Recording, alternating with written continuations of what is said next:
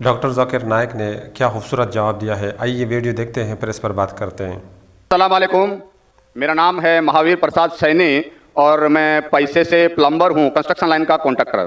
اور میں ویسے تو ڈاکٹر صاحب کا بہت بڑا فین ہوں، اور ویسے میں سبھی دھرم سبھاؤں میں جاتا ہوں، دیکھتا ہوں، اور خاص کر کے اسلام کی جو دھرم سبھا کا جو آج میں یہ جو جن سیلاب دیکھ رہا ہوں، اس کو دیکھ کے تو مجھے وشواس بھی نہیں ہو رہا ہے کہ اتنا بڑا جن سیلاب ایکتا کے ساتھ شانتی سے جو بیٹھا ہے۔ اور اسی کو دیکھتے ہوئے اور پچھلے 22 تاریخ سے میں لگاتار یہاں آ رہا ہوں، یہ آج تیسرا دن ہے، ڈاکٹر صاحب کی بھی تقریر سن رہا ہوں۔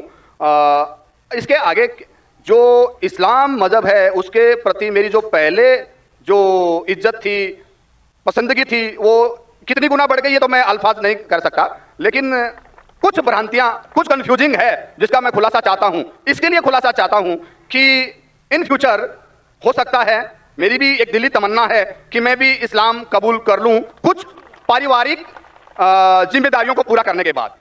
تو یہ میری جو کنفیوزنگ ہے اس کے بارے میں ذرا ڈاکٹر صاحب سے میری ونتی ہے کہ کچھ خلاصہ کریں۔ جیسے کہ ہم سب مانتے ہیں، ہم سب مسلم بھائی مانتے ہیں کہ اللہ ایک ہے، اللہ کے رسول پیغمبر آخری پیغمبر ہیں، قرآن پاک ایک ہیں، تو پھر اس کے ماننے والوں میں اتنی ویرودابھاس، اتنی بھرانتیاں کیوں ہے؟ اتنی بھرانتیاں، اتنی گٹ بازی کہ جب میں یہاں باندرا سے یہاں آ رہا تھا تو کچھ مسلم بھائیوں سے جب میں نے ذکر کیا کہ میں اجتماع میں جا رہا ہوں تو مجھ سے پوچھا گیا آزاد میدان جا رہے ہو کیا؟ میں نے کہا نہیں، میں تو شائن جا رہا ہوں۔ ارے کہاں جا رہے ہو تم؟ وہاں نہیں، آزاد میدان جاؤ۔ میں کہا کیوں بھائی؟ وہاں بھی اللہ کو ایک مانتے ہیں، قرآن کی قواعد ہوتی ہے، اور میں نے ڈاکٹر صاحب کا جیسے سنا، حدیث کی، قرآن کی، سنت کی جو باتیں ہوتی ہے میرے کو بہت پسند ہے، اور وہی چیزیں ہیں عام اسلام میں، پھر تم کیوں برائی کیوں کر رہے ہو؟ تو میں نے جب 10 لوگوں سے پوچھا تو 10 میں سے 10 لوگوں نے مجھے منع کیا، یعنی کہ 100% منع کیا، اور 10 میں سے ایک تو ہمارے ایک مسجد کے جناب جی تھے جو نماز پڑھاتے ہیں، انہوں نے بھی مجھے منع کیا کہ تمہارا ایمان خراب ہو جائے گا۔ تو یہی ایسا کیوں؟ کہیں تو کچھ مس انڈرسٹینڈنگ ہے جس کا میں خلاصہ چاہتا ہوں۔ جب اللہ ایک ہے، قرآن ایک ہے، پیغمبر ایک ہے، تو پھر اتنی بھرانتیاں کیوں؟ آپس کے اندر اتنی کھیچم کھاچ کیوں؟ بھائی صاحب نے ایک بہت اہم سوال کیا۔ سوال کے پہلے یہ کہا کہ کانفرنس کے سٹارٹنگ سے آ رہی ہے اور وہ حیران ہیں، انہیں یقین نہیں ہو رہا ہے کہ اتنا بڑا مجمع اتنے امن کے ساتھ، اتنی شانتی کے ساتھ۔ بھائی صاحب مجھے بھی یقین نہیں ہو رہا ہے، مجھے بھی یقین نہیں ہو رہا ہے، بمبئی کی پولیس کو بھی یقین نہیں ہو رہا ہے۔ یہ صرف ممکن ہے ایشور، خدا اور اللہ کی مرضی سے، ورنہ جب پولیس سے میں بات کرتا ہوں وہ لوگ کہتے ہیں اتنا بڑا مجمع، وہ بھی مسلمانوں کا، اتنی شانتی، ہمیں کچھ کام ہی نہیں کرنے پڑتا ہے، ہم صرف بیٹھے ہیں۔ اتنا بڑا مجمع غیر مسلمانوں کا بھی اتنی شانتی سے نہیں جانتا، مسلمانوں کو تو چھوڑو، ان کا نظریہ بھی اسلام کے بارے میں بدل جاتا ہے۔ اور آپ مجھے اگر پوچھیں گے، ہمارے بھی پولیس ہمیں جو مدد کر رہی ہے کہ شانتی سے جائے، ہمارے پاس بھی کیمرہ وہ سب لگے ہیں، لیکن میں سمجھتا ہوں یہ صرف اللہ سبحانہ و تعالیٰ ہی، اس کی مرضی سے ہی یہ پاسبل ہے، یہ ممکن ہے کہ اتنی شانتی سے لوگ آتے ہیں، اتنی شانتی سے جاتے ہیں، ورنہ یہ ممکن ہی نہیں ہے۔ آپ کا سوال یہ تھا کہ ایک مسلمان کا قرآن ہے کہ مسلمان ایک خدا میں مانتے، مسلمان ایک آخری پیغمبر میں مانتے، تو اس کے اندر سیکٹس کیوں ہیں، اس کے اندر فرقے کیوں ہیں، اس میں گروپس کیوں ہیں؟ اور پھر آگے بھی یہ کہا آپ نے کہ آپ جب 10 مسلمانوں نے کہا ٹرین کے اندر کہاں جا رہے تو آپ نے کہا کہ سمیہ گراؤنڈ، تو انہوں نے کہا آزاد میدان جائیے، 100% انہوں نے آپ کو روکا۔ میرے حساب سے اگر کسی نے کسی کو یہاں آنے سے روکا، میں ان کو بھی جزاک اللہ کہتا ہوں۔ میں جانتا ہوں کہ لاکھوں پیمفلیٹس بٹے کہ اس سمیہ گراؤنڈ میں مت آؤ، وہ ذاکر نائک آپ کو بہکائیں گا۔ ہم نے بھی پبلسٹی کی، لیکن شاید پبلسٹی میں کمی تھی تو اللہ سبحانہ و تعالیٰ نے ان کے ذریعے لوگوں سے پیمفلیٹ بٹوائے۔ کئی لوگ نے مجھے کہا کہ میں تو بھول ہی گیا تھا جانے کے لیے، جب یہ پیمفلیٹ ملا نہیں جانا چاہیے تو مجھے یاد آ گیا۔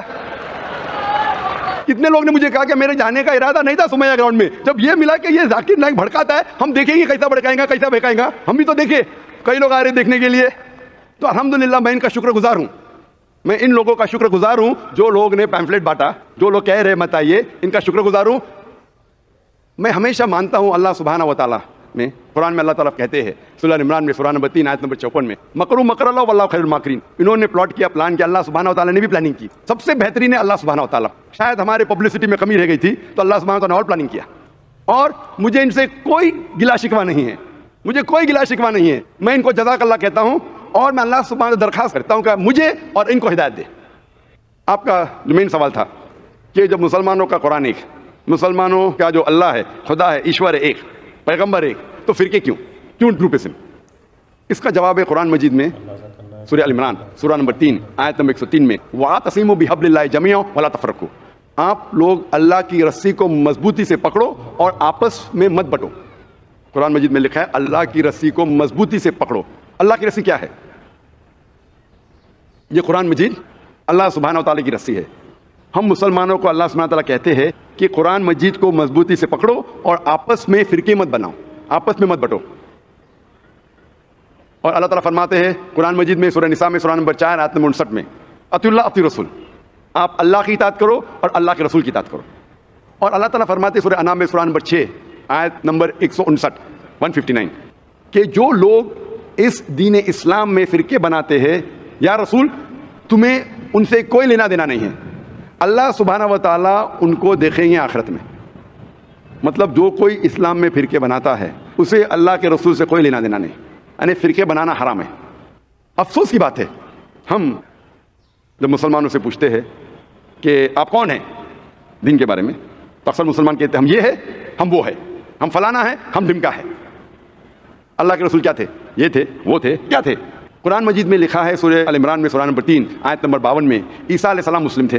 قرآن میں لکھا ہے سورہ ال عمران میں سورہ نمبر 3 آیت نمبر 67 میں ابراہیم علیہ السلام نہ یہود تھے نہ نصارہ تھے، وہ مسلم تھے۔ قرآن مجید میں کئی جگہ لکھا ہے سورہ ال عمران میں سورہ نمبر 3 آیت نمبر 64 میں فقولوا اشہدوا بأننا مسلمون، ہم شہادت دیتے ہیں کہ ہم مسلم ہیں۔ قرآن مجید میں لکھا ہے سورہ فصلت میں سورہ نمبر 41 آیت نمبر 33 وقال اننی من المسلمین، کہو کہ میں مسلم ہوں۔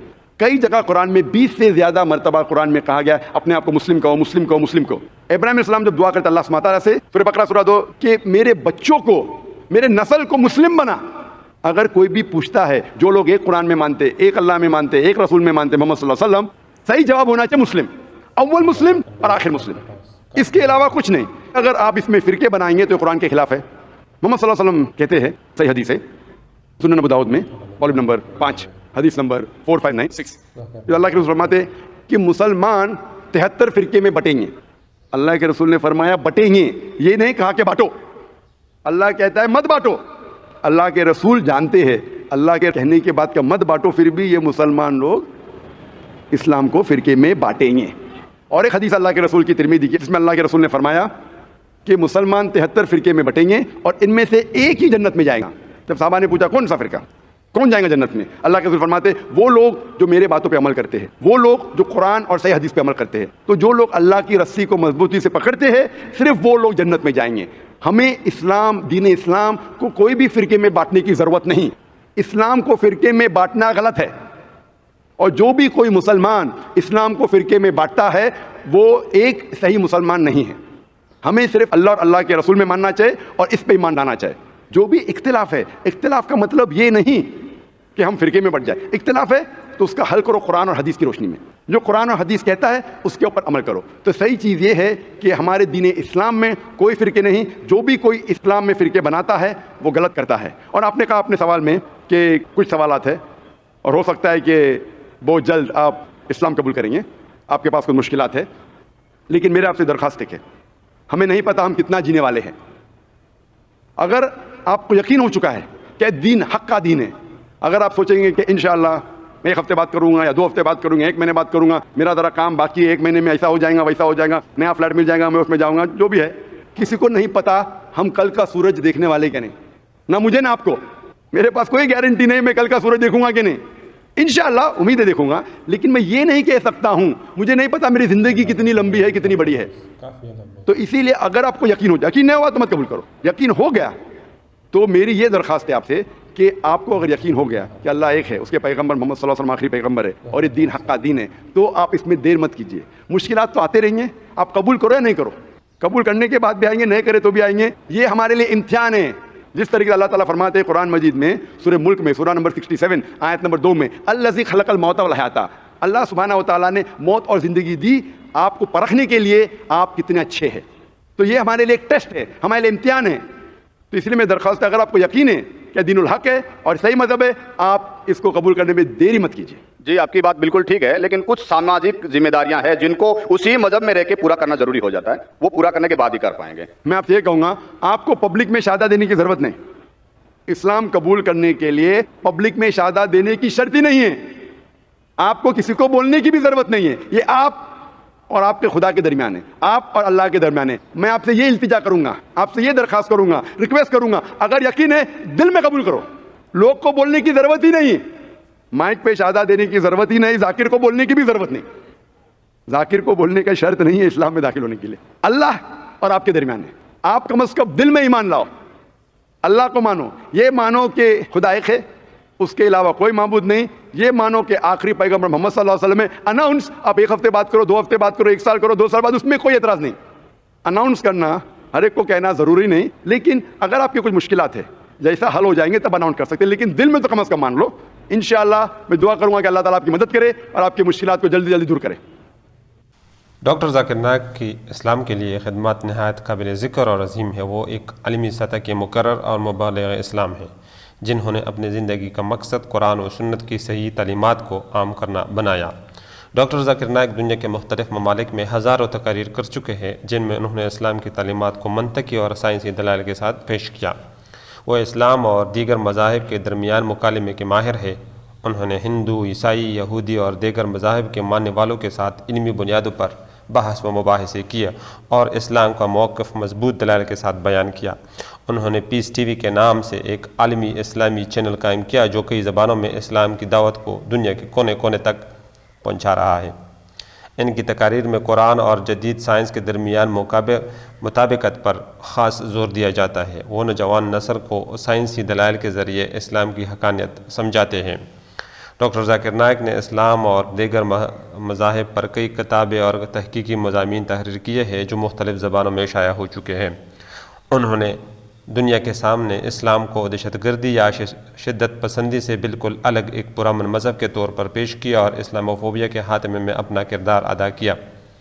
مختصر یہ کہ ڈاکٹر ذاکر نائک نے اپنی علمی، فکری اور تبلیغی خدمات کے ذریعے لاکھوں انسانوں کے دلوں میں اسلام کی روشنی پہنچائی ہے۔